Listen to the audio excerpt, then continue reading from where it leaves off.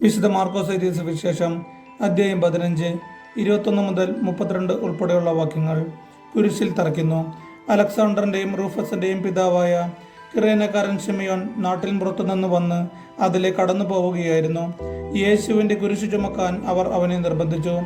തലയോടിടം എന്നർത്ഥമുള്ള ഗോഗൊൽഥായിൽ അവർ അവനെ കൊണ്ടുവന്നു. മീറ കലർത്തിയ വീഞ്ഞ് അവർ അവന് കൊടുത്തു. അവൻ അത് കുടിച്ചില്ല. പിന്നീട് അവർ അവനെ കുരിശിൽ തറച്ചു.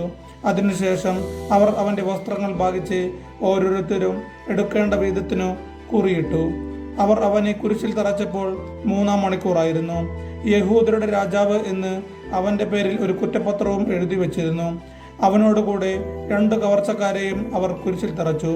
ഒരുവനെ അവന്റെ വലതുവശത്തും അപരനെ ഇടതുവശത്തും. അതിലെ കടന്നുപോയവർ തല കുലുക്കിക്കൊണ്ട് അവനെ ദുഷിച്ചു പറഞ്ഞു, ദേവാലയം നശിപ്പിച്ച് 3 ദിവസം കൊണ്ട് വീണ്ടും പണിയുന്നവനെ, നിന്നെ തന്നെ രക്ഷിക്കുക, കുരിശിൽ നിന്ന് ഇറങ്ങി വരിക.